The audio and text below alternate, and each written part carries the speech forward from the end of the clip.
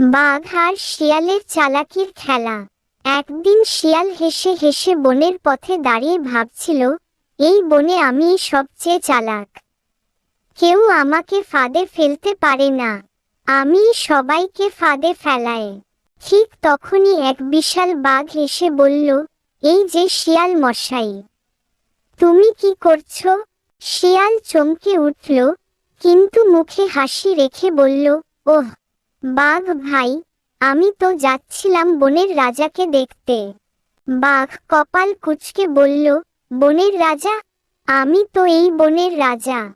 শিয়াল চোখ বড় বড় করে বলল, হায় হায়, তুমি জানো না নতুন রাজা এসে গেছে? তোমার খবর আছে? বাঘ শুনে ভয়ে লাফিয়ে উঠল।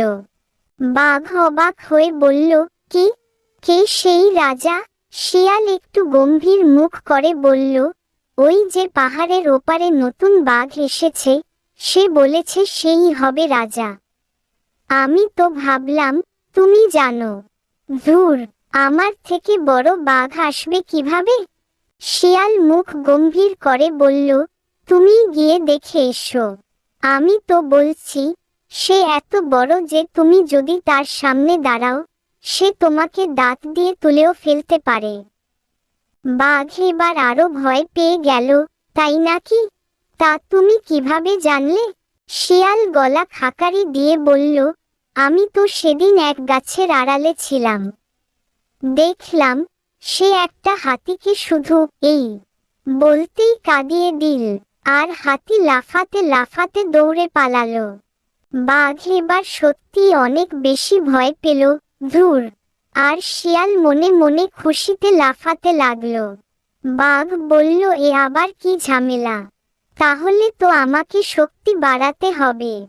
শিয়াল বলল, হুম, অবশ্যই, কিন্তু আমি একটা উপায় জানি। বাঘ তাড়াতাড়ি বলল, বল বল, কি উপায়?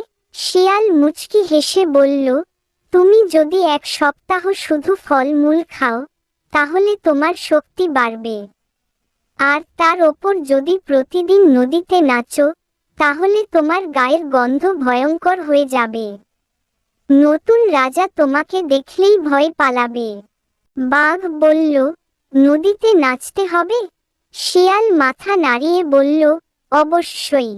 নতুন রাজা যদি দেখে তুমি কত ফিট, সে আপনিই ভয় পাবে। বাঘ বলল, ঠিক আছে, তাহলে আমি আজ থেকেই ফল খাওয়া শুরু করব আর নদীতে নাচব।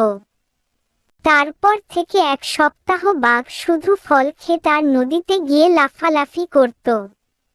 একদিন এক হরিণ এসে দেখে বাঘ নদীর ধারে লাফাচ্ছে। সে অবাক হয়ে বলল, বাঘ মামা, কি হচ্ছে? বাঘ বলল, আমি নতুন রাজার সঙ্গে লড়ার জন্য শক্তি বাড়াচ্ছি। হরিণ হেসে বলল, নতুন রাজা? ওহ, তাহলে তুমি এখন থেকে ফল খাও? বাঘ গম্ভীর মুখে বলল, হ্যাঁ, কারণ আমি চাই না নতুন রাজা আমাকে মারুক। হরিণ সাথে সাথে দৌড়ে গিয়ে শিয়ালকে খবর দিল, ওরে। হরিণ বলল, বাঘ শক্তি বাড়ানোর জন্য ফলমূল খেতে ও নাচতে শুরু করেছে। সে নাকি নতুন রাজার সাথে লড়াই করবে। শিয়াল বলল, এটা আমার চালাকি বাঘকে বোকা ও ভয় দেখানোর জন্য। হরিণ বলল, তুমি এত চালাক। শিয়াল হেসে বলল, আমি চালাক নই, আমি চালক। বনের রাজাকে বোকা বানিয়ে দিলাম। এইভাবে শিয়াল নিজের বুদ্ধি দিয়ে বাঘকে বোকা বানিয়ে বনে আনন্দে ঘুরে বেড়াতে লাগলো, আর বাঘ নদীর ধারে লাফিয়ে লাফিয়ে নিজের রাজত্ব রক্ষা করতে ব্যস্ত থাকল। এক সপ্তাহ পর বনের সবাই বাঘের নতুন জীবনযাত্রা দেখে হাসাহাসি করছিল। একদিন বাঘ শিয়ালের কাছে গিয়ে বলল, এক সপ্তাহ হলো আমি শুধু ফল খাচ্ছি আর নদীতে নাচছি।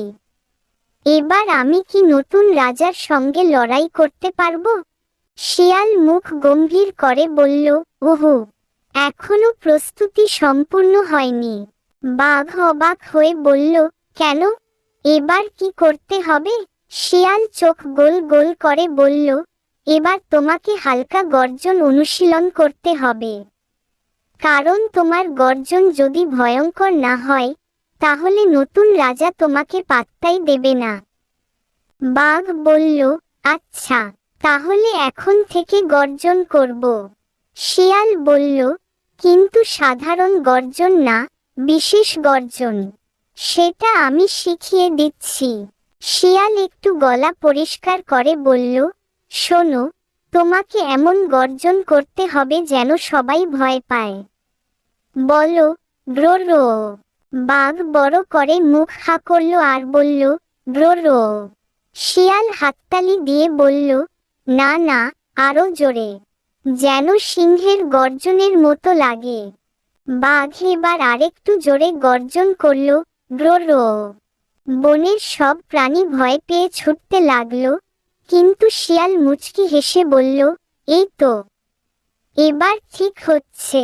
বাঘ প্রতিদিন সকালে, দুপুরে, রাতে 3বার গর্জন অনুশীলন করতে লাগলো। পুরো বন কেঁপে যেত। একদিন সিংহ এসে বলল, বাঘ বন্ধু, তোমার গর্জন তো আগের চেয়ে একদম বদলে গেছে। বাঘ গর্ব করে বলল, আমি নতুন রাজার জন্য প্রস্তুতি নিচ্ছি। সিংহ বলল, ওহ, নতুন রাজা, কে সে?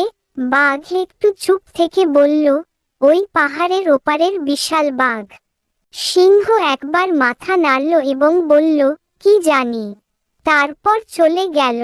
সিংহ গিয়ে সবার সামনে জোরে বলল, ওরে, শোনো শোনো, আমাদের বনের রাজা 1 সপ্তাহ ধরে ফল খাচ্ছে, নদীতে নাচছে আর এখন নতুন করে গর্জন শিখছে। সব প্রাণী হেসে কুটি কুটি। শিয়াল তখন দাঁড়িয়ে ভাবছিল, আহা, আমি নাকি চালাক, এত বড় বাঘটাকে একদম বানর বানিয়ে দিলাম। কিছুক্ষণ পর বাঘ এসে হাজির।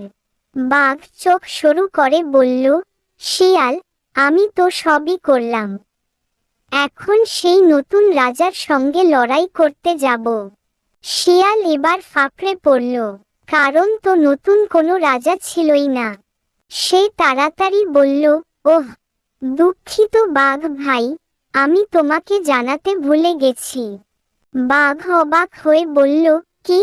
শিয়াল মুখ গম্ভীর করে বলল, গতকালই নতুন রাজা অন্য বনে চলে গেছে। সেই শুনেছে তুমি প্রস্তুতি নিচ্ছ, তাই সে ভয় পেয়ে পালিয়েছে। বাঘ লাফিয়ে উঠে বলল, সত্যি? তাইলে আমি জিতে গেছি, জিতে গেছি বলে খুশিতে লাফাতে লাগলো। শিয়াল মাথা নাড়িয়ে বলল, অবশ্যই, তুমি এত ভয়ঙ্কর গর্জন করছো আর এত শক্তিশালী হয়েছ যে নতুন রাজা তোমার নাম শুনেই দৌড়ে পালিয়েছে। বাঘ বলল, তাইলে আমি আবার বনের রাজা। আমি এখন থেকে অন্যের উপর আর কঠোর হব না, কাউকে ভয় দেখাবো না, সবাই যার যার মতো করে জীবনযাপন করবে। বাঘ খুশিতে লাফাতে লাফাতে ছুটতে লাগলো। বনের সব প্রাণী তখন হাসছিল, কারণ তারা সবাই জানত শিয়াল বাঘকে কেমন করে বোকা বানিয়েছে। শিয়াল মুচকি হেসে বলল, বাঘ আবার বনের রাজা? হা হা হা। তখনই বাঘ এসে সব কথা শুনে ফেলল। বাঘ রাগে ভয়ঙ্কর ভাবে গর্জন করতে লাগল। সকল প্রাণী ভয়ে এদিক ওদিকে ছুটে পালাতে লাগল। শিয়াল বাঘকে বলল, বাঘ মামা, আমি যা চালাকি করি না কেন ধরা খেয়ে যাই। বাঘ মামা, আমি আর কি করব, এখন পালাই। বাঘ শিয়ালকে ধাওয়া করল। শিয়াল আবার চালাকি করে বেঁচে গেল। সেদিন থেকে বাঘ বনের আতঙ্ক হয়ে উঠল। এখান থেকে শিক্ষণীয় এই যে, কাউকে কখনো বোকা বানাতে নেই। এতে বিশ্বাসের হানি ঘটে এবং পরিস্থিতিতে সে আরো ভয়ঙ্কর হয়ে ওঠে।